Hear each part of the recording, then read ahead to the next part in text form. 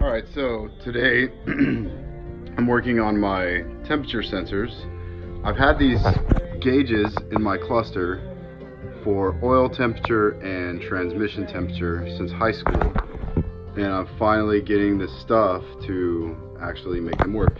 I've got a few things coming in the mail from Summit, but basically I'm going to cut some of these lines, put these blocks in, and then I'll have it all good. And here's the gauges.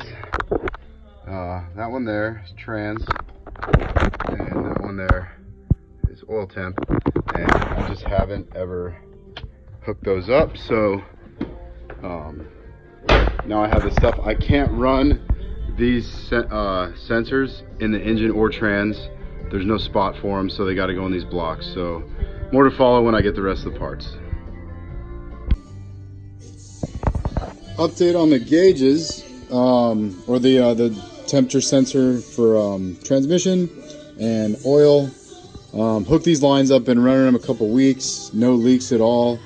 My engine oil temperature runs at about 210, water's about 190, and then the trans, surprisingly, and I haven't done any crazy stuff with it yet, but the trans runs at about 160, 170.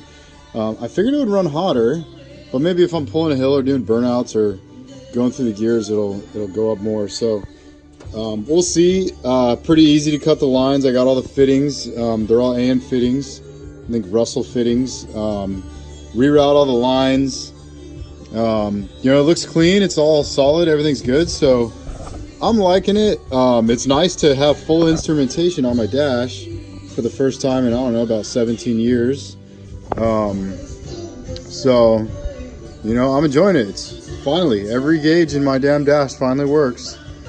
This is pretty clean. As you can see, it all just goes up on the fender well. All the lines go down and into my filters. Complements the engine well. So, I think it looks great. But yeah, excited to drive around more, see what it does, see how my temperatures are, temperature ranges are, and what the transmission does when I heat it up more, and do some fun things. So we'll see. Next burnout contest, I'll you know, hopefully get that heat up a little bit more and see what it does. So anyways, that's it for that. So next video, next time I upgrade something, we'll see.